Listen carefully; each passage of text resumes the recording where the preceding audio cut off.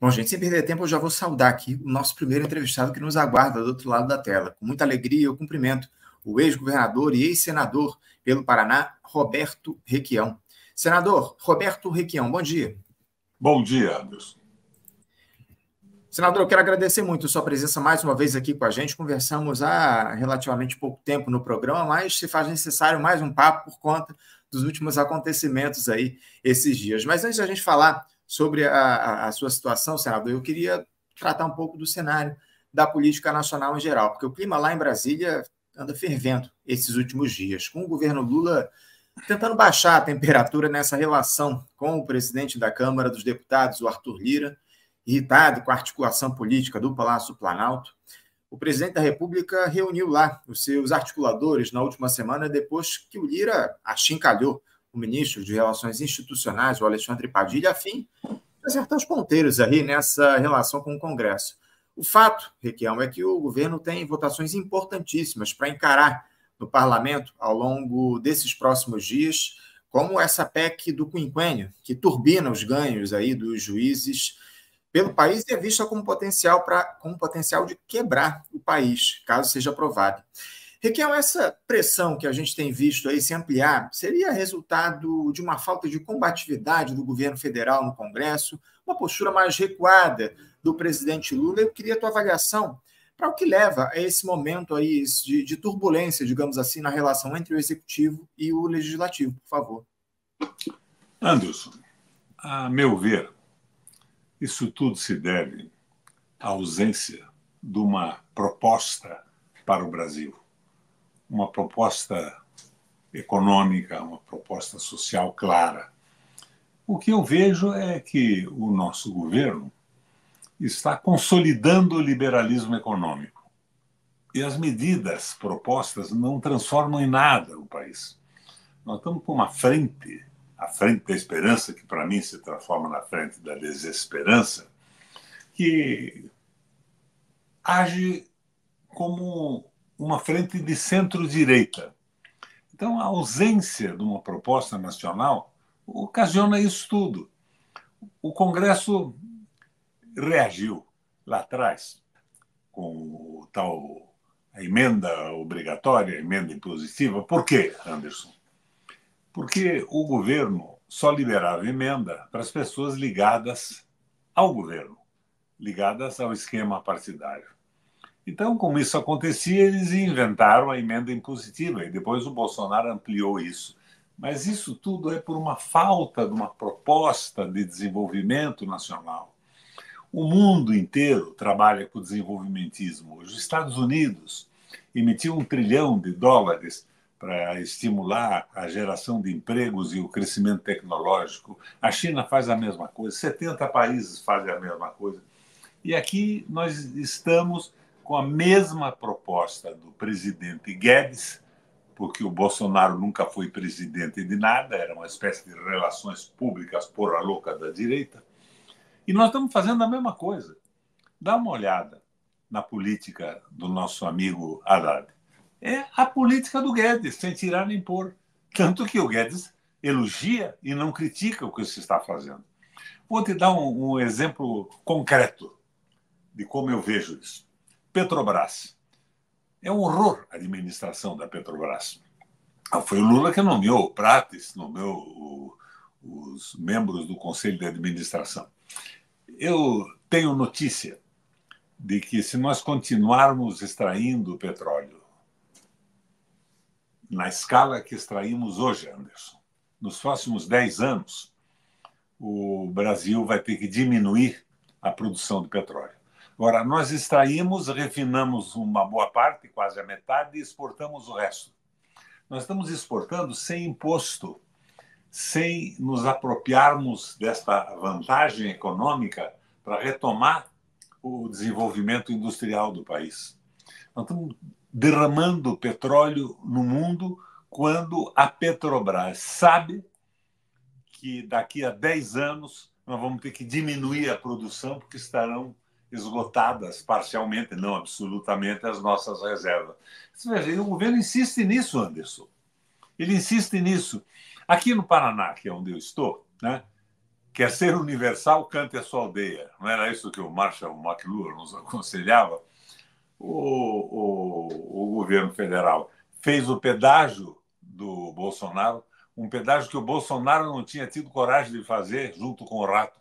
Veio o Lula e fez. Acusado pelo Ministério Público Federal, Estadual, Tribunal de Contas da União, do Estado, com o maior roubo da história do Brasil. Fizeram. E me parece o filhote do Renan dizendo: não, este é um exemplo para o país. Então, isso nos causa aborrecimentos profundos. O governo federal trabalhou paralelamente com a venda da Copel. O BNDES, que era um dos grandes acionistas depois do Estado do Paraná, colaborou com a venda da Copel. Eles diziam: não, nós não perdemos nada. Quem perde é o Paraná. É um absurdo total.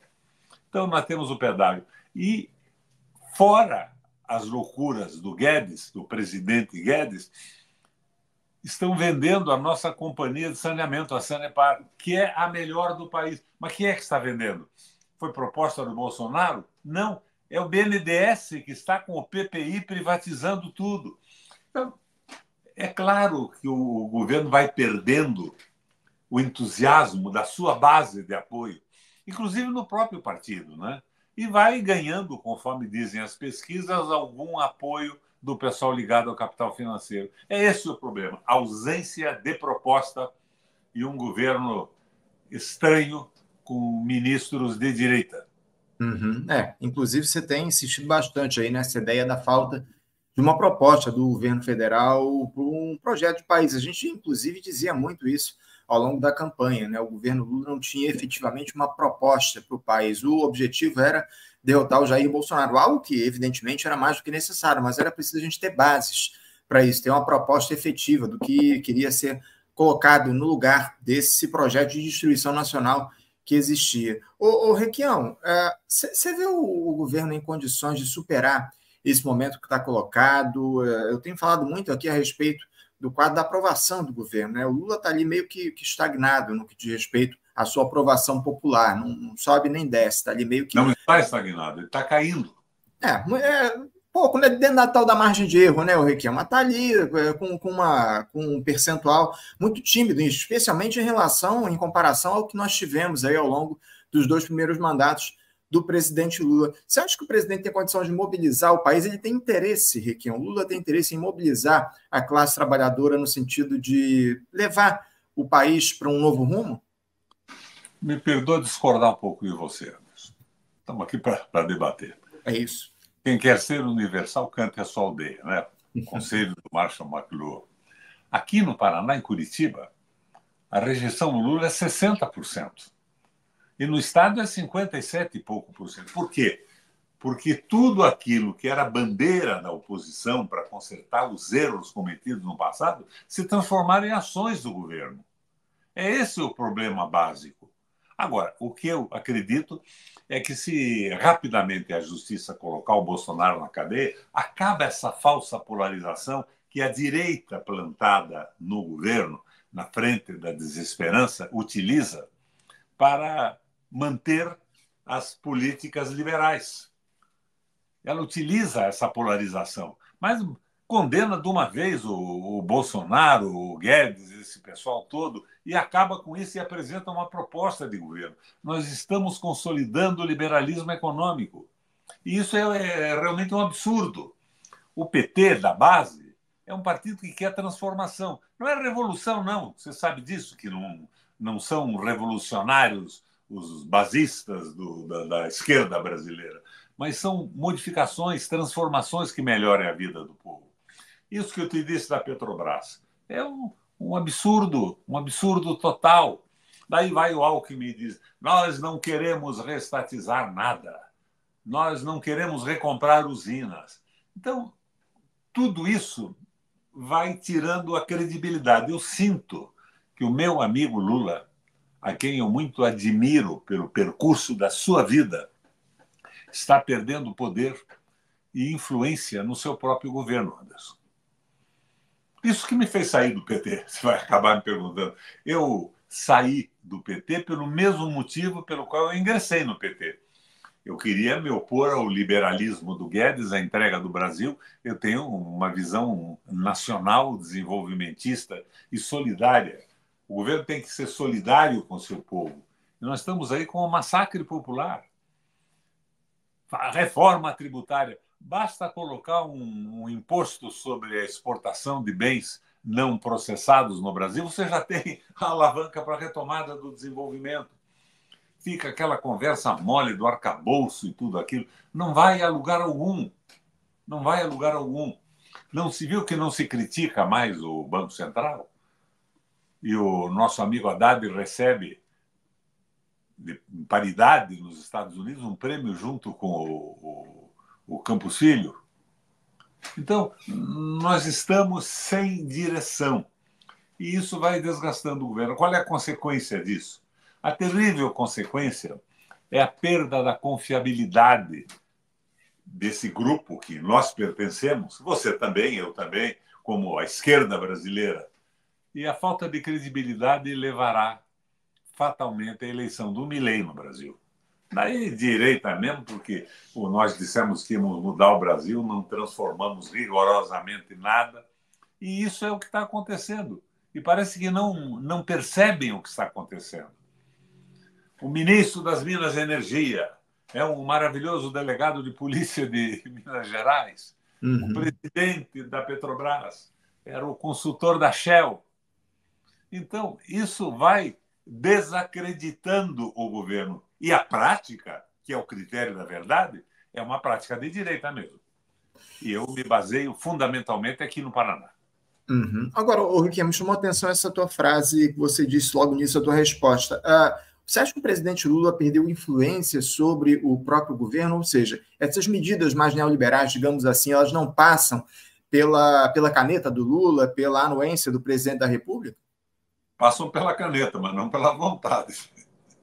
Pela vontade, rigorosamente, não passam. Você viu essa briga agora entre o ministro das Minas e Energia da Petrobras? Sim. Viu que entraram com ações para tirar o presidente do Conselho de Administração, depois a própria Justiça fez com que ele voltasse. Se o Lula fosse, se eu fosse presidente, eu punha na rua os dois, imediatamente. Não tem cabimento isso. É uma briga dentro do governo e não há nenhuma proposta nacional. Nenhuma proposta nacional. Nós podíamos estar utilizando esse petróleo maravilhoso do pré-sal que nós descobrimos, trabalho lá do nosso Estrela e de outros companheiros. O Estrela foi simplesmente o coordenador do processo, mas tem os méritos disso e merece os méritos. Nós podíamos estar nos apropriando disso para fazer o desenvolvimento brasileiro. Nós estamos distribuindo petróleo que, segundo a Petrobras, vai começar a nos faltar em 10 anos. Será que o Lula não sabe disso? Só eu que sei e a Petrobras? Que 10 anos é o horizonte para começar a diminuir a produção? Daí fica esse barulho todo de carro elétrico e tal. Mas não, nós temos que estar, de alguma forma, diminuindo. Vamos admitir que o petróleo tenha um horizonte curto na história do mundo, não na história rápida do Brasil. Nós devíamos estar, de certa forma, preservando jazidas. Os Estados Unidos está comprando e armazenando. Como é que os Estados Unidos venceu as últimas guerras? Dando um banho de petróleo no mundo. Não é isso? Os navios da Inglaterra funcionaram como? Por que a Rússia, a Alemanha invadiu a Rússia? Para tomar Stalingrado, Anderson? Não, para tomar as áreas petrolíferas da Rússia, que ainda hoje é um grande produtor, que estava faltando para o nazismo petróleo para levar a guerra à frente. Agora, nós estamos doando isso tudo. Mas isso é um dado só dos erros do governo. E os nossos erros deviam ser experiência para não serem repetidos. Mas nós repetimos a cada dia. Até agora não mexeram na CLT, que tirou o direito dos trabalhadores. E eu não sei por que o Lula vai e me diz outro dia: o trabalhador brasileiro não quer mais CLT. O que ele quer? A miséria, o desespero, a ausência total de garantia social, de aposentadoria? Não, não é assim. O que está acontecendo? Então, isso me fez sair do PT. Eu não rompi com o PT. A base do PT é muito boa. Eu saí. Eu saí porque não vou, de forma alguma, concordar com os erros repetidos da frente da desesperança. Eu ia justamente entrar nessa questão agora, saber de você os motivos, né, que te levaram a essa saída do Partido dos Trabalhadores. Você ficou 2 anos no PT, né, Requião? Se filiou lá em 2022 para concorrer ao governo do Paraná, inclusive na época foi derrotado pelo Ratinho Júnior, mas você tem dito aí um pouco a respeito do que é que te levou a esse quadro. Você chegou a conversar com o presidente Lula, ou Requião, sobre esse seu descontentamento, indicando o Não, desejo aí de se filiar? não tive oportunidade de conversar com o Lula, nunca mais conversou comigo. Agora, veja, eu estou filiado há 2 anos no PT. Eu entrei porque tinha confiança nas possibilidades de crescimento do Lula, que é o que acontece ao longo da sua vida em favor do Brasil, e porque acreditava que nós iniciaríamos algumas transformações. Nada de radicalismo, transformações sustentáveis, possíveis, sem um esquerdismo tolo, mas muito menos sem essa aliança com o capital financeiro que está ocorrendo hoje, que é uma espécie de uma traição a todo o projeto eleitoral que nós tínhamos. O Lula me ligou uns 10 dias antes de tomar posse, uma festa, uma conversa muito animada. Disse: Requião, quero que você venha para Brasília, eu quero conversar sobre o Paraná, sobre a política. Você pode vir? Eu disse: claro que posso. Mas quer que vá quando? Não, eu ligo de novo para você. Nunca mais me ligou. Daí passaram a me oferecer carguinhos, cargos para a espécie de cala-boca remunerada, sabe? Membro do Conselho de Administração da Itaipu, depois membro do Conselho de Administração de outra empresa, não sei bem se estavam me oferecendo a Eletrobras ou aquela outra que cuida de usinas e de Itaipu, e eu disse que não. Eu queria poder participar. Agora, eu fui filiado ao PT, não fui do PT. O PT tem grupos internos, Anderson. Grupos internos. Esses grupos são fechados. E o que eu vejo agora é que, ao invés de discutir política, apesar da frente da esperança, mas discutir como partido política brasileira, eles estão discutindo o cargo. Eles se mobilizam para conseguir nomear os seus quadros. A discussão política desapareceu. Eu não vi existir o PT nesses 2 anos. Rigorosamente nada. O Lula não falou comigo, ninguém mais falou. Eles não querem saber a minha opinião. Eles querem nomear. Isso é muito ruim. Isso não é um defeito do PT, né, Anderson? É um defeito dos partidos políticos. Sim. Então não vamos particularizar isso. Então eu não tinha nada mais o que fazer. Como eu quero continuar opinando em cima da minha experiência, da minha longa convivência com a política, com as transformações, eu saí. Agora, eu entrei no Mobiliza. O Mobiliza foi fundado lá atrás pelo Celso Brandt, cara porreta, nacionalista, progressista. Depois parece que foi mais à direita. O Mobiliza me convidou aqui e o Mobiliza praticamente não existe no Paraná. Eles estavam me cancelando. Quando eu saí do PT, eu imaginava, eu fui o senador mais votado do Brasil no Paraná, em relação à população. Eu perdi o meu apoio eleitoral, uma parte dele, ainda tenho um apoio grande, fiz 2 milhões de votos na última eleição, mas eu perdi porque eu passei a apoiar o PT, a Dilma, o Lula, embora eu fosse sempre um crítico da política econômica, do Meirelles e do Joaquim Levy, nem se fala, né? Que era erro atrás de erro. Mas eu perdi uma parte do meu eleitorado. Mas eu não tive espaço nenhum, eles queriam me cancelar.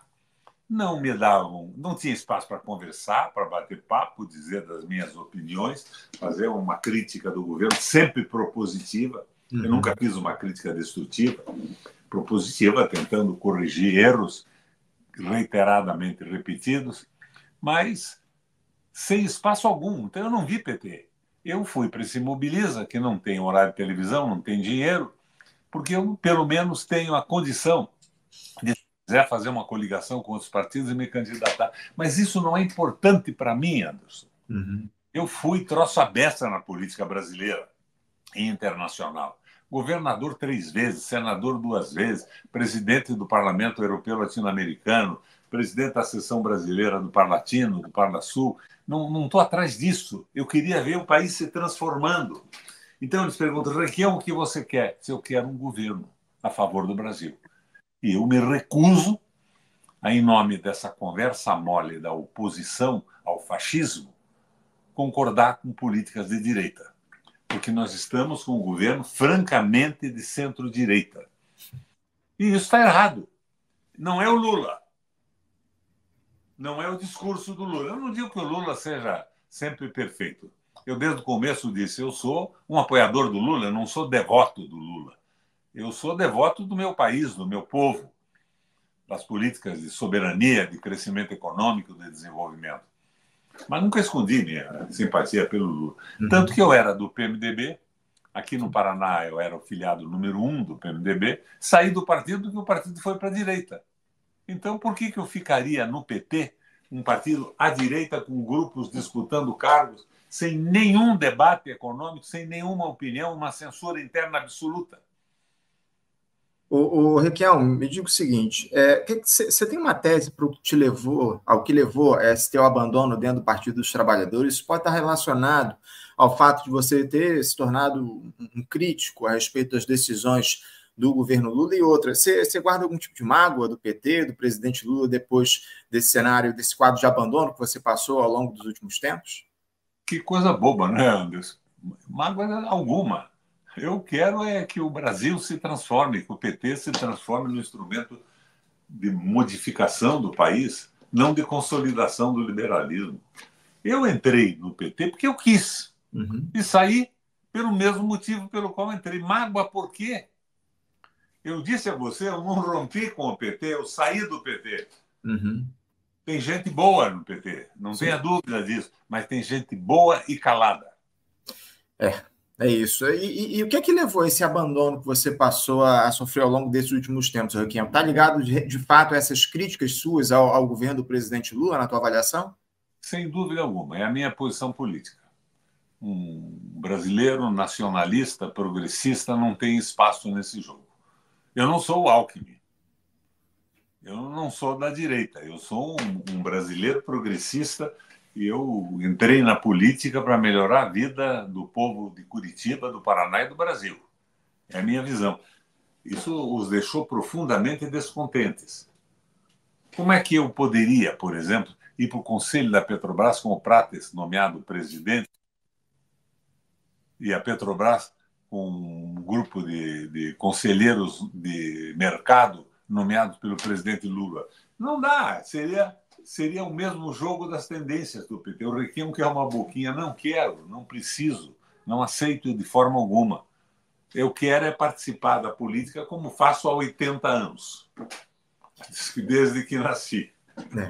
É isso. A saída do Prates, você falou, aproveitando que você está falando muito da Petrobras, Requião, você acha que a saída do Prates seria uma solução aí para esse problema que a estatal vem enfrentando ao longo dos últimos tempos, essa crise interna lá dentro? A gente sabe bem que há uma disputa muito grande lá, o ministro de Minas e Energia, o Alexandre Silveira, tentando aí desgastar o Jean Paul Prats diante desse quadro que está colocado. Qual a alternativa para a Petrobras para a gente ter um fim nessa crise? Há uma mudança na direção da estatal, Requião? Eu acho que não. Eu acho que o Prates era um consultor da Shell. Era o defensor do entreguismo, foi o defensor homem do mercado, né, Requião? E aquilo tudo. E o outro, Alexandre Silveira, o delegado de polícia, eu nem sei quem é, não sabe nada de nada. Mas eu não acho que a demissão dos dois resolva. O governo tem que dizer qual é a política de petróleo que quer fazer. Então, se nós estamos no fim de um ciclo de petróleo, que pode ser aí em um número de anos, e o Brasil precisa se resguardar disso, ir para tecnologia alternativa, energia alternativa, tudo bem. Mas nós estamos jogando fora tudo. Nós estamos, não estamos abrindo mais usinas. O Alckmin, que é o vice-presidente da República, disse que nós não vamos recomprar usina vendida alguma e que não queremos estatizar nada. Eu vejo, por exemplo, a questão da Eletrobras. Eu vi a ação que o governo entrou no Supremo Tribunal Federal. Eles dizem textualmente que não querem estatizar a Eletrobras. O mundo está fazendo isso, Anderson. A França está fazendo, a Alemanha está fazendo, países do mundo inteiro estão fazendo. Londres e Paris estão estatizando o sistema d'água. São empresas estratégicas. Não pode ficar na mão de um grupo minoritário de pessoas que só pensam em ganhar dinheiro. A abundância desses produtos estratégicos. e a razoabilidade do preço garante o desenvolvimento privado da nossa economia. Nós estamos jogando isso tudo fora e batendo palma, dizendo que somos contra o fascismo. Somos contra o quê? A grosseria do Bolsonaro? Claro, ela desagrada a nossa elite. Ele não sabe usar o talher na mesa, ele não sabe comer bem um prato, ele não se veste adequadamente. Mas o que está atrás do Bolsonaro é o liberalismo econômico na mão do Guedes. O Bolsonaro foi um instrumento fabricado para que o poder econômico tomasse conta do governo. Em cima do quê? De erros e de frustrações populares pelo fato do nosso time progressista assumir o governo e ficar consolidando o liberalismo e prejudicando a população. Temos aí agora a greve dos professores. Uhum. Não sei se poderiam dar um aumento desejado pelos professores. Eles têm direito de querer um aumento maior possível, para isso existe o seu sindicato. Mas como é que pode dar aumento para a Polícia Federal, para o Exército e tudo mais, e não pode dar para os professores? Como é que pode manter o raio da emenda impositiva, que agora o Dino levantou a lebre, né? Intimou o governo, a Câmara e o Senado a explicar por que se mantém se o Supremo disse que não existia. É claro que o Dino não fez isso contra o governo, ele foi para expor uma situação e procurar uma solução. Como é que isto pode? E o resto não pode. Como é que nós podemos continuar pagando uma dívida pública brutal, com juros brutais do Banco Central Independente? Como é que se acaba? Como é que foi criada essa dívida? Como é que se aumenta a dívida de um país? Aumentando os juros internos. No caso nosso, que não está nem muito relacionado ao dólar, é mais em real mesmo, graças a Deus, né? Então, o juro interno faz a dívida galopar. Como é que se acaba com ela? Diminui o juro. Qual é o juro no Japão, que tem uma dívida brutal? 0,5%? Qualquer coisa assim. O nosso é 10,45 agora. Então, são erros em cima de erros e vão sendo ocultos pela história. Nós temos que lutar contra o fascismo. Ora, não me venham de bozeguins ao leito, como diria Claretta Petacci ao Mussolini. É isso, é isso. A situação é muito difícil, Requião. A gente precisa, acima de tudo, ter uma postura mais firme dessa gestão do presidente Lula. Requião, você acha que o PT que foi criado lá no final dos anos 70, início dos anos 80, ele é o mesmo partido de hoje, Requião, na tua avaliação? O que é que mudou em relação ao início lá dos trabalhos do Partido dos Trabalhadores, logo ali no finalzinho da ditadura civil-militar aqui no nosso país? O partido se modificou, foi mutado de alguma forma? E o que é que mudou no PT de lá até aqui, Requião? O PT hoje é o Lula. E o partido, praticamente, um partido de combate, não existe. Veja aqui no Paraná. Por que eu fui candidato a governador pelo PT? Porque não tinha candidato, não tinha quem lançar. Eu estava fora do Paraná há 12 anos, fazendo política internacional. Eu saí para apoiar a candidatura do Lula e me colocar contra o liberalismo econômico, com toda clareza. Agora, o que aconteceu na campanha? Fizeram aliança aqui com o meu adversário, com o Rato. Não é? Você lembra que o meu amigo Zé Dirceu veio aqui, almoçou comigo e secretamente fez um jantar com o Rato? E daí, qual era o negócio? Não batemos no Rato, mas alguns parlamentares podem apoiar o Lula. Eu vi, por exemplo, a campanha do MST. O MST fez uma campanha para Gleisi, minha amiga Gleisi, e para o Lula.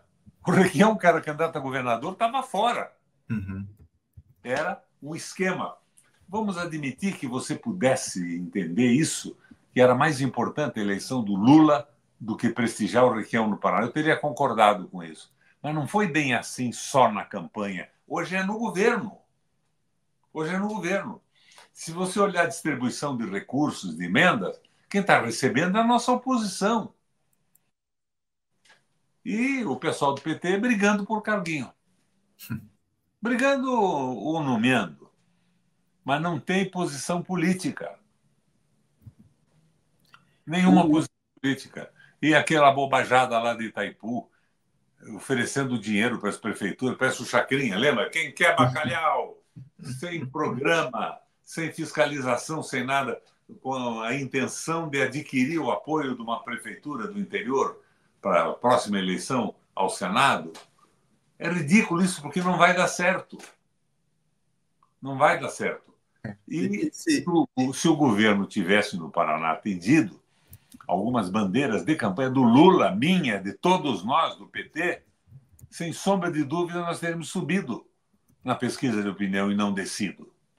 Ora, por que se espera que tenha apoio quando o governo está fazendo a prática rejeitada pelas forças progressistas durante os últimos anos? E opinião, né? Eu fui governador 3 vezes, senador 2 vezes, e aquele bando de cargos internacionais, não quero nem repetir isso. A minha opinião nunca valeu nada, não queriam nem saber qual era. Uhum. Então, nunca foi para mim. Então, o que eles achavam? Não, vamos oferecer um cargo gordo. Não quero. Uhum. Eu Mas entrei isso... pelo país, pelas minhas crenças, pela minha visão ideológica. Isso virou a tônica da política nacional, né, Requião? Os partidos parece que entraram nessa retórica, nessa ideia do eleitoralismo, justamente para a distribuição de cargos e não para a mudança efetiva da realidade nacional. O que levou a esse quadro e outro, Requião? Você ainda acredita na lógica partidária aqui no nosso país? Os partidos políticos são a solução para os dramas que o país atravessa? Você preferia, por exemplo, poder concorrer sem estar filiado a um partido, por exemplo? Isso está ligado, esse quadro difícil que a gente está enfrentando, está ligado justamente à lógica partidária que tem sido adotada ao longo dos últimos anos? Hoje isso é impossível, Anderson, por causa do fundo partidário. Inclusive, eu acho que uma parte da resistência, à minha opinião, dentro do PT, se deve ao fato do controle do fundo partidário. O Requião tem voto, eu tenho muito mais voto que eles. Eu sou muito maior que o PT no Paraná. O Lula ganhou bem a eleição, mas eu sou muito maior que o PT no Paraná individualmente, em função do acúmulo, governador 3 vezes, senador 2 vezes, o que eu fiz, como me coloquei. O meu governo tinha 83% de apoio antes de eu apoiar o PT. Então, é essa briga. O Requião entra, vai querer dar opinião e nós vamos ser marginalizados. É uma estupidez isso. Uma estupidez. Erro em cima de erro e repetindo os erros a cada momento. Então, isso vai nos levar a uma situação muito ruim. Agora, o Bolsonaro tem que acabar rapidamente isso. Que julgue logo o Bolsonaro. O comício do Bolsonaro lá no Rio de Janeiro não foi uma glória, mas é bobagem dizer que foi insignificante, né? Porque não foi insignificante. 33 mil pessoas, 50 mil pessoas, é gente para burro. Uhum. O Requião, eu tenho visto aí muito, eu inclusive venho repercutindo muito isso aqui no programa. Há um personalismo excessivo na política no nosso país já que vem sendo alimentado muito, especialmente ao longo dos últimos tempos. Essa polarização entre Lula e Bolsonaro, de alguma forma, demonstra que esse personalismo tomou conta da política nacional. Você acha que é necessário uma espécie de refundação dos partidos políticos para a gente superar esse momento, deixar o personalismo de lado e passar a dialogar com os ideais que cada uma das legendas tem a discutir aqui no nosso país? Como é que você vê essa ideia do personalismo na política no país? Esse personalismo, hoje, diz respeito à polarização, à necessidade da polarização da frente da desesperança e do Bolsonaro do outro lado. Eles se necessitam. Eu sou Lula! Bacana. Mas em relação à Petrobras, eu sou Lula e o Lula é o quê? Em relação às reservas minerais, o Lula é o quê? Como é que isso funciona? Esse personalismo é uma necessidade de permanência no poder, não de transformação do Brasil. O Brasil tem que ter proposta. Se o Lula assumisse uma rede de televisão, colocasse algumas propostas moderadas, factíveis, possíveis, ele sacudia esse país. Eu sou uma espécie de termômetro disso. Eu sou um curitibano de classe média baixa e como eu sinto a decepção, sente o conjunto do Estado progressista. Mas eu não sou oposição, eu sou o cara que ainda tem esperança. Agora, o que eu acho é o seguinte, a prática é o critério da verdade, não adianta eu falar. Eu tinha que tomar atitude. Tomei. Saí do PT e entrei no Mobiliza. Gente boa do Mobiliza, uma rapaziada. E o Brando era maravilhoso, né? Lembra dele, o Celso? Uhum. Falecido já. Inclusive, Raquel, eu posso dizer que você falou a respeito do teu carinho com algumas figuras dentro do PT, eu sou prova disso, né? Inclusive, eu estava, há uns anos atrás, eu estava no gabinete do senador, à época, o Lindbergh Farias, estava fazendo uma entrevista com ele para um blog que eu tinha na Carta Capital, ele, no meio da entrevista, você ligou pro Lindbergh, ele rapidamente, só um instante, preciso falar aqui com o Requião. Aí ele ficou batendo papo contigo por uns bons 15 minutos aí. Você ainda tem relação lá com o Lindbergh, Requião? O Lindo não falou mais comigo também. É mesmo? Não tenho rompimento, mas nunca mais. Não, eu mando, às vezes, um WhatsApp, então não tenho recebido. Eu estou meio isolado desse PT dito progressista. Eu, inclusive, tentei contato também. A gente tem tentado, ao longo desses últimos tempos, entrevista com o senador Lindbergh Faria, mas ele não responde aqui às nossas chamadas aqui para fazer esse diálogo. O Lindbergh parece que é um quadro que está um pouco mais à esquerda no Partido dos Trabalhadores. É um bom quadro. Né? Eu admiro o Lindo. Eu tinha como amigo, mas se distanciou. Provavelmente porque eu não faço parte dos seus grupos internos do PT e saí do PT. Nunca mais falou comigo. Entendo. Isso é Lula. Ia me ligar e não ligou. Pois é, o Riquinho, isso que eu acho estranho, né? Porque você tinha uma boa relação. Era importante para ser candidato a governador do Paraná. Eu perdi completamente a importância para dar uma opinião sobre o governo. Por quê? Porque o governo é um governo de centro-direita. É um acordão que fizeram. Você conhece algum ministro do Lula que seja progressista? Claramente progressista? Algum? Dos 37? Talvez só o Silvio Almeida, não o Riquião. Ele é um cara razoável, gosto dele. Mas econômico, não sei se ele seria progressista também. O Haddad, o Fernando Haddad, que é o ministro da Fazenda, parece que foi capturado em absoluto pela lógica neoliberal aqui no nosso país. Você acha que essa posição do Haddad está relacionada à origem dele, o que ele pensa sobre a economia, ou à necessidade que há de se fazer alianças, de se ceder espaço aos neoliberais, Riquião? Anderson, o Haddad é um cara sério. Ele é incapaz de comer um hambúrguer com dinheiro público. Mas ele saiu da USP e foi trabalhar no INSPER, que era comandado naquela época pelo Marco Lisboa, que foi o autor da Frente da Esperança, não, do Salto para o Futuro, não era isso? Aquele projeto do Temer. Ponte para o Futuro. Ponte para o Futuro, que era o projeto do Temer. Eu vejo hoje no comando da economia brasileira o Marco Lisboa, que não aparece, não fala, mas é a conversa do Marco Lisboa que eu vejo comandando a economia do Brasil. Claro que tem coisas compensatórias, propostas pelo Fundo Monetário Internacional. Se lembra? Para fazer avançar o liberalismo, tem que acalmar o povo com política compensatória. Então, dá uma coisinha aqui, outra coisinha. Mas o que o povo brasileiro quer e precisa? Cultura, evolução econômica, processo civilizatório, esclarecimento sobre o que acontece com a economia no mundo. Nós estamos aí numa situação que eu até admiro no Lula, que é as posições claras dele contra o unilateralismo da economia. O multilateralismo dele é positivo e vamos bater palma. Né? Bater palma de uma forma entusiasmada. Mas, fora isso, nada. E o Brasil não tem peso para isso.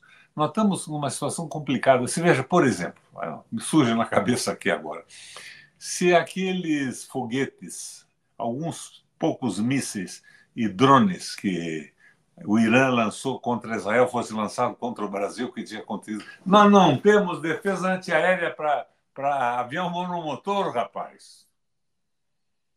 Nós não temos avanço tecnológico. Nós estamos... Quem me informou isso foi o general Vilas Boas, numa reunião que nós o convidamos, uma comissão do Senado, que eu convidei, que o Brasil está proibido de pesquisar mísseis que tenham um alcance acima de 200, 300 quilômetros. para que a gente não tenha condição de retalhar um ataque, proibidos por acordos internacionais. Não é ridículo tudo isso? É claro que eu não quero guerra. Eu, às vezes, à noite, acordo e fico pensando. Eu pensava que vivia num mundo evoluído e que os assassinatos de massa, os holocaustos, os genocídios eram coisas do passado, que jamais aconteceriam novamente. Agora, de repente, nós estamos vendo isso multiplicado, Anderson. Você pode, por exemplo, comentar as razões da Rússia de não querer míssil na sua fronteira, mas estão morrendo jovens russos e jovens ucranianos que não têm ideia de por que estão morrendo. Uhum. Os generais e os comandantes do processo não vão à guerra. O filho do Netanyahu mora nos Estados Unidos e diz aí a mídia que vive como um príncipe. Então, são coisas absolutamente incompreensíveis. O que é que está faltando nisso tudo, no nosso governo e no mundo? Amor, solidariedade. Eu estou na linha do Papa Francisco. Está faltando amor e solidariedade nos governos e entre os povos. A gente não tem visto isso de fato ao longo desses últimos tempos. Ô, Riquelme, para a gente fechar aqui, eu recebi aqui um superchat de uma espectadora nossa, Luísa Copters. Ela diz aqui o seguinte, ó. Sem ilusões, Requião, Lula sempre descartou quem não lhe serve mais. Lembra lá atrás do Cristóvão Buarque? Até Ana Moser. Não é pessoal, é utilidade. Você considera isso que a Luísa Copters diz, que o presidente Lula descarta quem não lhe serve? Não, ele na prática, ele é um político que trabalha pragmaticamente. Agora, o Cristóvão é meu amigo pessoal, mas ele economicamente é um liberal, né? A visão econômica dele é liberal. Ele esteve em Curitiba outro dia, almoçou aqui comigo. Uhum. E ele me disse, Riquelme, sabe por que eu fui demitido do Ministério da Educação? Sabe? Divergência com o Lula? Eu disse, não. Ele queria a universalização do ensino básico. Então ele dizia, não é possível que no Brasil você fale em melhora da educação se a educação não for federalizada. Um pequeno município do interior, às vezes, não tem condição de construir um prédio de uma escola. E existem escolas sem água tratada e com um sistema de esgoto precaríssimo. Uhum. Então, o governo federal tinha que investir nisso. E tinha que fazer concursos federais, com salários decentes que um pequeno município jamais vai poder pagar para um professor. Uhum. Então, isso daria o upgrade. E o Lula queria que eu investisse nas universidades, e eu insistia em investir no ensino básico. Por isso eu fui demitido. Mas ele não mostra hoje, pelo menos, mágoa a respeito da demissão e das posições que ele tomou. Ele continua batendo na tecla que nós temos que melhorar a qualidade do ensino básico. E só pode melhorar federalizando. Porque tem municípios e estados que não têm nenhuma condição, nem base material de professores com formação adequada. Eu, aqui no Paraná, com essa visão parecida com a do Buarque, eu criei a formação continuada dos professores. Eu queria uma melhoria brutal da qualidade de ensino. Daí diziam, nossos professores não valem nada. Anderson, bobagem, valem tanto quanto um professor de qualquer lugar do mundo, mas não tiveram uma adequação pedagógica, didática na sua formação. Eu tirei esse pessoal 1 ano da sala de aula e botei de novo na universidade. Eu construí espaços nas universidades, físicos, e contratei professores para ministrarem novas técnicas didáticas e pedagógicas para os nossos professores. No 2º ano, a metade do tempo eles ficavam na universidade e a outra metade na escola, e já iam socializando os conhecimentos com a outra parte. Eu mexi na estrutura do currículo e do plano de carreira, botei degraus acima para eles poderem ainda subir e aproveitar o tempo que se formaram ou se reconduziram a sua formação nas universidades. Foi uma maravilha. Nós fomos o primeiro lugar do ensino no Brasil. O professor Ciro Gomes vive alardeando que foram eles lá, mas foi aqui, sem terceirização, sem privatização, sem nada. Foi investindo nos professores e nas escolas. Eu coloquei internet em todas as escolas do Paraná. Era mais ou menos o sonho do Buarque. Agora, economicamente, eu sou muito amigo do Cristóvão. mas eu não sou exatamente compatível com a posição econômica dele. Ele me dizia outro dia, não, não é isso, aquilo, você não entende, eu sou progressista também. Ele é decente, correto, mas economicamente, a formação dele... Ele estudou na França, depois morou nos Estados Unidos 2 ou 3 anos e voltou para o Brasil, convidado para ser candidato, se elegeu governador do Distrito Federal. É um cara correto, limpo, mas não é exatamente um progressista. Pelo que ele me disse, ele está se transformando num progressista. Requião, eu tinha assunto aqui para levar esse papo por muito mais tempo, mas eu estou com o meu tempo mais do que esgotado, infelizmente. Inclusive, o nosso próximo assunto é justamente educação. A gente vai falar daqui a pouquinho aqui no Faixa Livre sobre educação, mas por enquanto, por hora, eu quero agradecer muito a tua presença aqui com a gente mais uma vez, Requião. Quero te desejar sorte nessa tua trajetória política ao longo dos próximos meses e anos, no Mobiliza a partir de agora. Quero agradecer muito a tua presença e estaremos juntos aí nessa caminhada em prol da construção de um país melhor, acima de tudo, né, Requião, que atenda aos interesses da classe trabalhadora, um país que coloque no topo das prioridades a soberania nacional. Infelizmente, a gente não tem visto isso ao longo dos últimos tempos. Seguimos nessa luta, viu, Requião? Obrigado aí pela tua participação. Anderson, a sorte que você me deseja, eu me permito transferir para o Brasil. O Brasil precisa ter sorte, um governo que pense na nossa soberania, no nosso processo civilizatório, que escape dessa loucura do liberalismo econômico. O liberalismo econômico que concentra poder na mão de meia dúzia de pessoas e transforma o povo num povo semi-escravizado. O projeto em curso no Brasil, de centro-direita, é nos transformar numa colônia, sem indústria, sem um ensino de má qualidade. Isso tem que acabar. Eu esperava que o Lula fosse um instrumento, a alavanca para iniciar esse processo. Mas eu vejo o Lula perdendo poder e perdendo influência no seu próprio governo.